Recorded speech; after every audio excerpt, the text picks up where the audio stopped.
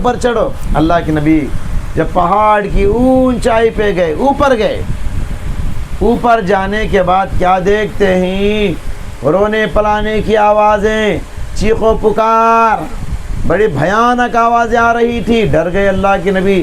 کہا فرشتوں یہ کیا آواز ہے، یہ کیسی آواز ہے؟ فرشتوں نے کہا یا رسول اللہ آپ آگے جائیے. آگے جا کر اللہ کے نبی کیا دیکھتے ہیں؟ جہنم کا گڑھا ہے اور کچھ لوگوں کو وہاں الٹے کر کے لٹکا دیا گیا، پیر اوپر سر نیچے. یہ الٹے کر کے لٹکانا بھی کتنی بڑی سزا ہے. لیکن یہاں دوسری سزا یہ ہے، لوہے کی سلاخوں کو لے کر، لوہے کی کڈیاں راڈ ہوتے نا، ان کو لے کر ان کے دونوں جبڑوں کو چیر دیا گیا. ان کے دونوں جبڑوں کیا کر دیا گیا؟ دونوں جبڑوں کو چیر دیا گیا اور ان کے منہ سے خون ٹپک رہا ہے، خون کے قطرے گر رہے ہیں. وہ چیخ رہے ہیں، چلا رہے ہیں. پیارے نبی نے فرمایا فرشتوں یہ کون لوگ ہیں اور کس گناہ کی پاداش میں ان کو اتنی عبرتناک اور خطرناک سزا دی جا رہی ہے؟ فرشتوں نے کہا یا رسول اللہ یہ وہ لوگ ہیں جو دنیا میں روزہ تو رکھتے تھے لیکن افطار کا وقت ہونے سے کچھ دیر پہلے افطار کر لیتے تھے. آپ ذرا غور فرمائیں، ایک آدمی صبح سے شام تک روزہ رکھا، بھوک کی تکلیف برداشت کیا، پیاس کی شدت کو برداشت کیا، روزہ جیسی بڑی عبادت، صبح سحری کو نیند کی قربانی دے کے اٹھا، روزہ رکھا. غلطی یہ کیا کہ افطار کا وقت ہونے سے چند منٹ پہلے افطار کر لینے والے کو جہنم میں جب اتنی خطرناک سزا ہے، عبرتناک سزا ہے، تو ان لوگوں کو ڈرنا چاہیے جو چھوٹے موٹے بہانوں کو بتا کر روزے جیسی بڑی عبادت سے سستی برتتے ہیں، روزے جیسی بڑی عبادت کو چھوڑ دیتے ہیں. کاروبار کا بہانہ، گرمی کا بہانہ، تجارت کا بہانہ یا چھوٹی چھوٹی بیماریوں کا بہانہ. ڈرو اللہ سے، ڈرو نارے جہنم سے. بہت خطرناک سزا ہے روزہ جیسی بڑی عبادت کو چھوڑنے والوں کو. حضرت عمر کے زمانے میں ایک آدمی راستے پر نشے کی حالت میں پایا گیا. حضرت عمر بڑے سخت گیر انسان ہیں. کوڑا نکالے، پیٹھ پہ ایک زور سے ایک کوڑا مارے اور کہا اتشرب و سیبیاننا سیام، شرم آتی نہیں میاں تجھے؟ مدینے کے ننھے ننھے بچے روزہ دار ہیں اور تو شراب پی کے گھوم رہا ہے. اللہ اکبر. چھوٹے چھوٹے بچے بھی روزہ جیسی بڑی عبادت رکھتے ہیں. ہمارے بڑے لوگوں کو جو روزہ خور ہیں، روزہ دار نہیں ہیں، ایسے چھوٹے چھوٹے بچوں کو دیکھ کے شرم کرنا چاہیے.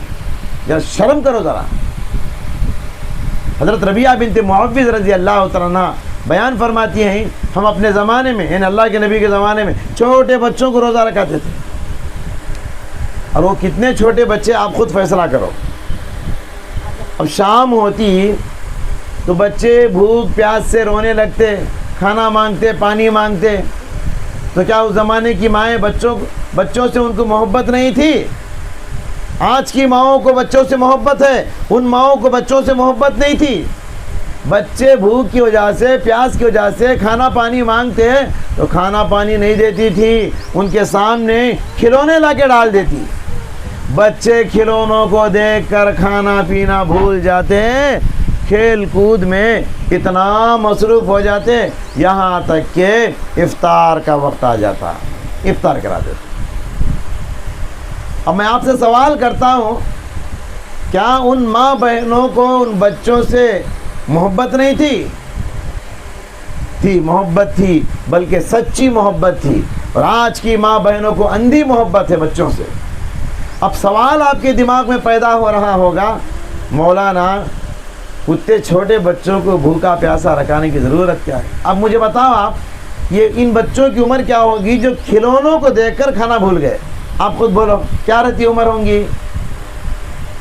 کھلونوں کو دیکھ کر کھانا بھولنے والوں کی عمر کیا رہتی؟ بولو، کوئی سوال کا جواب دو. کتنے جی؟ ہاں 3 سال 4 سال بول رہے ہیں، 5 سال 6 سال 7 سال ڈالو، سمجھ رہے؟ کیا کوئی ماں ہے آج ایسے بچوں کو روزہ رکھانے والی؟ 7 سال کے بچوں کو، 6 سال کے بچوں کو ہے کوئی ماں؟ ارے 6 سال 7 سال کی کیا بات کر رہے ہو؟ 10th پڑھنے کی عمر ہے، 14 سال 15 سال ان کی عمر ہے، روزہ رکھتے نہیں، ماں ڈانٹتی ہے روزہ مت رکھو، امتحان لکھنا ہے۔ ارے امتحان لکھنا کیا مشکل ہے جی روزے کی حالت میں؟ روحانی طاقت دے گا اللہ ان کے نمبرات کو بڑھا کر، روزے کی حالت میں لکھنے کی وجہ سے ان کو اعلیٰ نمبر دے سکتا ہے۔ اسی ماہ رمضان میں ایک جنگ ہوئی، اس جنگ کا نام کیا؟ بولو معلوم نہیں؟ جنگ بدر۔ اور رمضان کی کون سی تاریخ کو ہوئی جنگ ہوا؟ 17 تاریخ، 17 نہ بولو نا، 17 رمضان کو جنگ بدر۔ گرمی کا زمانہ، آسمان کے دھوپ کے نیچے، ہاتھوں میں تلوار، ہتھیلی میں جان کو لے کر۔ تلوار کتنا بھاری رہتا معلوم ہو؟ ہم 2 ہاتھ سے اٹھا سکتے نہیں تلوار، اتنا بھاری رہتا لوہے کی تلوار۔ جنگ کیے، خون بہائے، شہید ہو گئے روزے کی حالت میں۔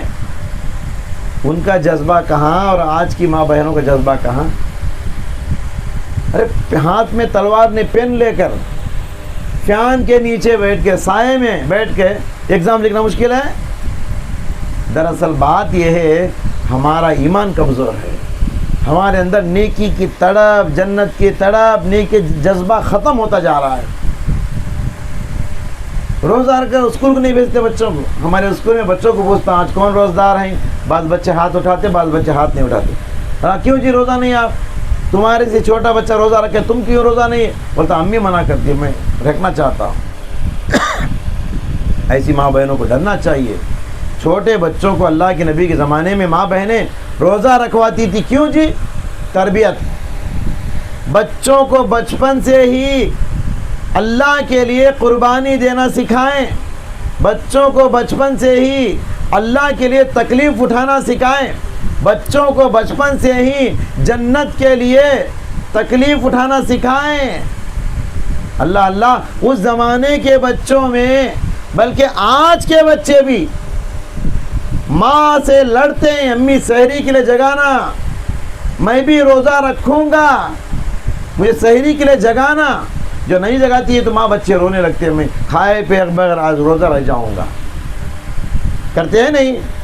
یہ بچوں کے اندر اس عبادت کی اتنی محبت ہوتی ہے۔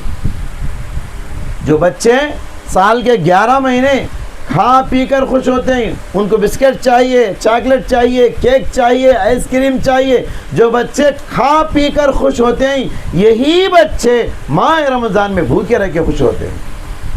کتنی تڑپ ہے ان کے اندر، کتنی محبت ہے، لیکن بڑے لوگوں کے اندر نہیں۔ شرم کرنا چاہیے اسے بچوں کو دیکھ۔ تو میری ماں اور بہنوں، روزہ اس مہینے کی سب سے بڑی عبادت ہے، اس سے سستی برتنا بہت بڑا گناہ ہے۔ دوسری بڑی عبادت جس کی طرف میں اشارہ کرنا چاہتا ہوں وہ ہے قیام اللیل۔ قیام اللیل کا مطلب کیا؟ رات کی نماز، دیر تک کھڑے ہو کر ادا کرنے کی نماز۔ بچوں کو ہٹائیے، وہ غیر ہیں، نقصان ہے، ذرا دور بیٹھی، بچے والے ادھر بیٹھ جائیے۔ قیام اللیل جسے رمضان میں ہم لوگ تراویح کہتے ہیں، اور غیر رمضان میں اسی نماز کو ہم تہجد کہتے ہیں۔ چاہے تراویح نام دیجئے، چاہے تہجد نام دیجئے، چاہے قیام اللیل بولیے، سب ایک ہی نماز کے 3 نام ہیں۔ ماہ رمضان میں رمضان بھر تراویح کا اہتمام کیجیے، اور تراویح اس مسجد میں جا کر ادا کیجیے جہاں قرآن کو ٹہر ٹہر کر آرام سے پڑھایا جاتا ہے، رکوع سجدہ آرام سے ہوتا ہے۔ 30 دن کی تراویح پڑھیے آپ، پیر دکھیں گے، جسم تھکے گا، تھکنے دیجئے۔ تراویح اسی کو کہتے ہیں جس میں جسم تھکے، پیر دکھے۔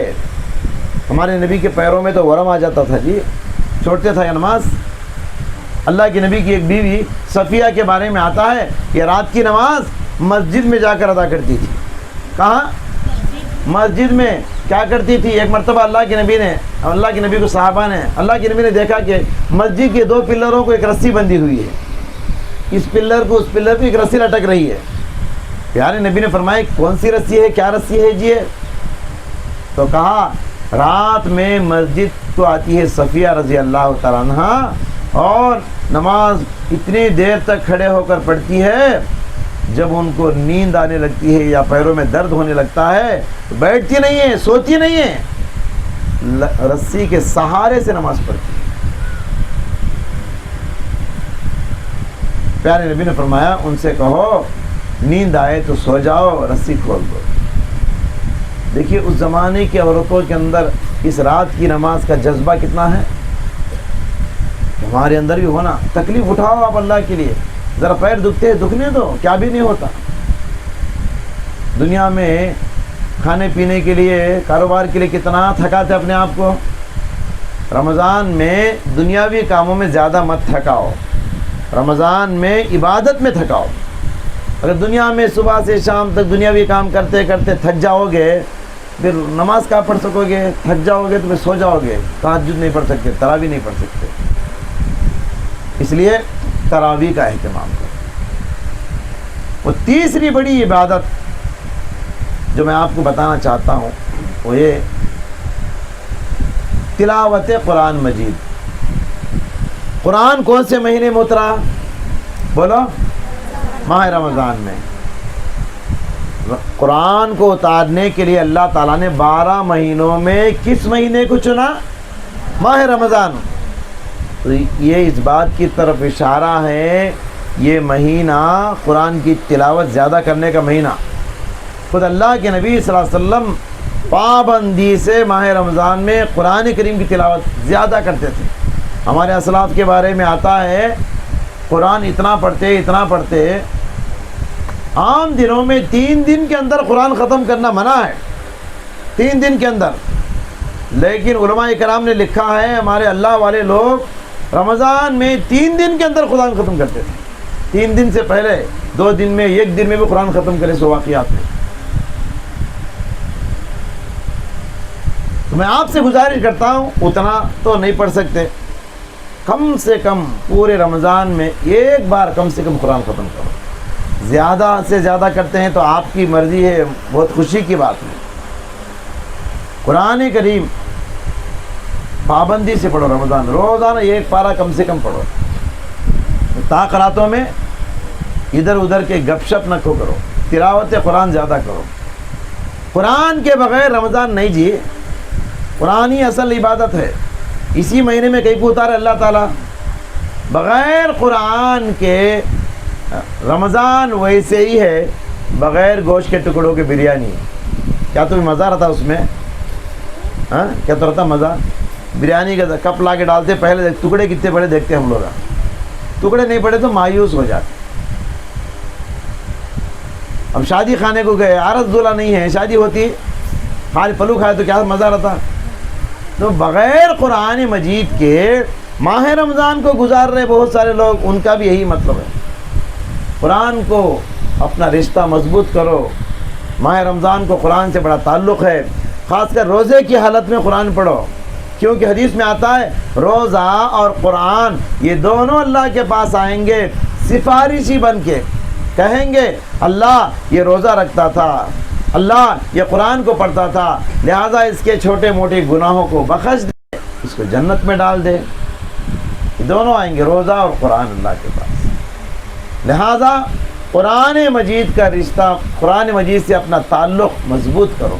ماہ رمضان میں زیادہ سے زیادہ کرو. یہ تیسری بڑی عبادت. چوتھی بڑی عبادت رمضان میں جو کرنا ہے وہ ہے دعا. دعا کا بھی رمضان سے خاص تعلق ہے.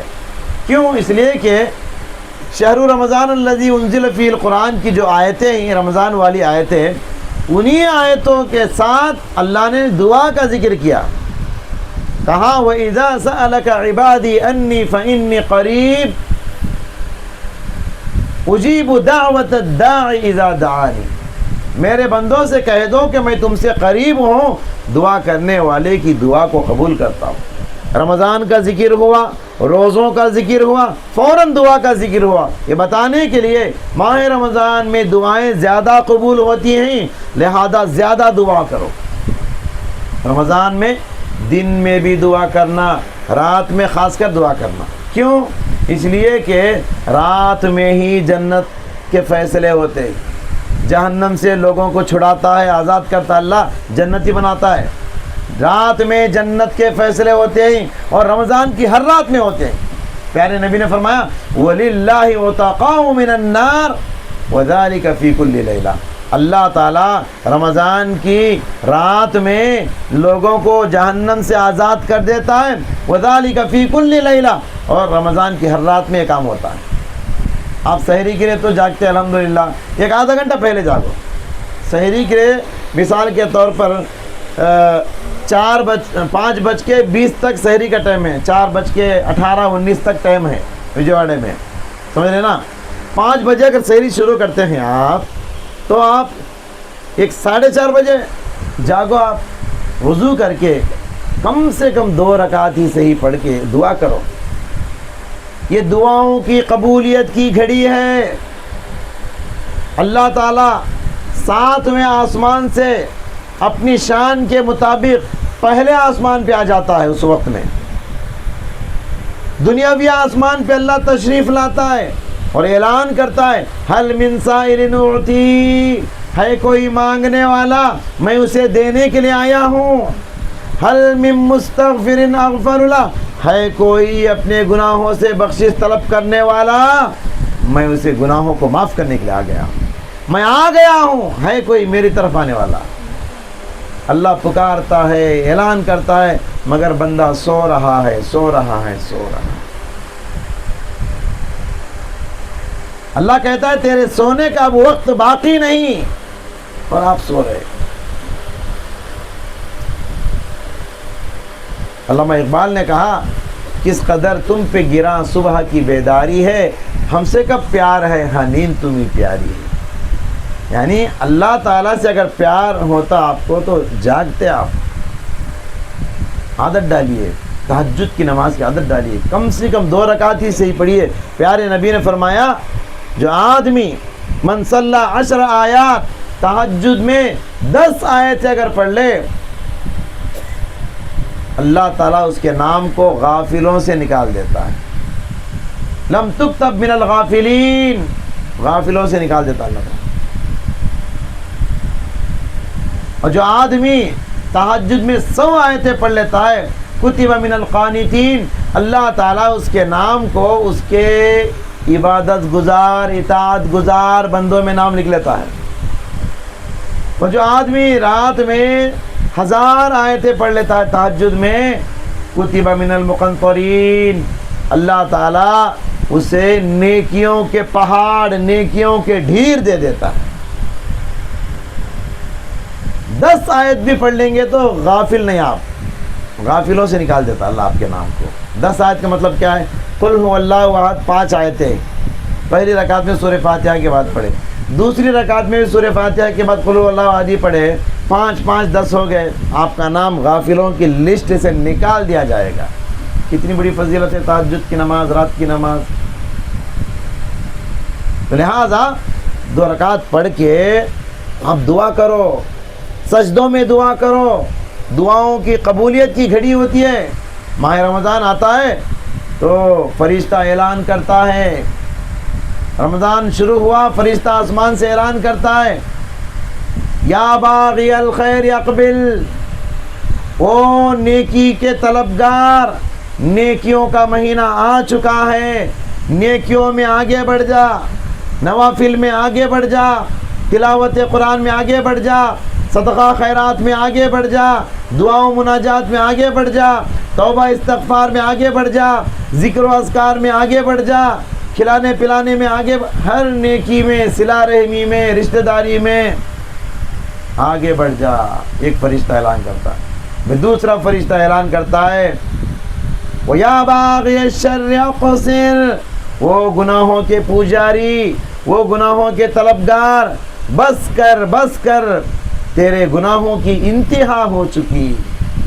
تیرے جھوٹ کی حد ہو چکی، تیری نافرمانی کی حد ہو چکی، تیری زبان درازی کی حد ہو چکی، تیری دشمنیوں کی حد ہو چکی، تیرے ظلم و زیادتی کی حد ہو چکی، موبائل فون کے غلط استعمال کی حد ہو چکی، ٹی وی کے غلط استعمال کی حد ہو چکی، رشتے ناطے کو توڑنے میں حد ہو چکی۔ بس کر بس کر بس کر، رمضان آ چکا ہے، رمضان کو بھی تو عام دنوں کی طرح گزار رہا ہے۔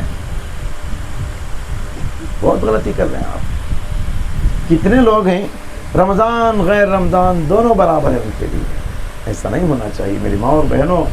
میں نے 4 عبادتوں کا ذکر کیا، ایک روزے کی عبادت، دوسرا قیام اللیل، تیسرا تلاوت قرآن، چوتھا دعا۔ یہ 4 عبادتوں میں آپ زیادہ حصہ لیں۔ اس کے علاوہ بھی بہت سارے مسئلے مسائل ہیں، انشاءاللہ مولانا بیان کریں گے۔ رمضان کو عام مہینوں کی طرح آپ نہ گزاریں۔ رمضان آتا ہے، آسمان میں بھی تبدیلیاں، زمین میں بھی تبدیلیاں۔ آسمان میں چینجز کیا ہوتے ہیں؟ جنت کے دروازے کھول دیے جاتے ہیں، جہنم کے دروازے بند کر دیے جاتے ہیں، اور روزداروں کے لیے اسپیشل ڈور اللہ بناتا ہے، باب الریان کے نام سے ان کے لیے انتظامات ہوتے ہیں۔ یہ آسمانوں میں تبدیلیاں۔ زمین میں تبدیلی کیا ہوتی؟ شیطان کو بند کر دیا جاتا ہے، شیطان کو قید کر دیا جاتا ہے۔ جب شیطانی طاقتیں کمزور ہو جاتی ہیں، انسان بدل جاتا ہے، انسان نیک بن جاتا ہے۔ رمضان میں بھی آپ نیک نہیں بنے، زندگی میں لکھ کے رکھ لیجئے، پھر آپ کے بدلنے کی امید بہت کم ہو جائے۔ لہذا عام دنوں کی طرح رمضان کو مت گزاریے۔ میں دعا کرتا ہوں اللہ تعالیٰ سے، اللہ تعالیٰ مجھے اور آپ کو ماہ رمضان کو رمضان جیسا گزارنے کی توفیق عطا فرمائے، اور رمضان کی عبادتوں کو اللہ تعالیٰ باقی 11 مہینوں میں اس تربیت کو باقی رکھنے کی توفیق عطا فرمائے۔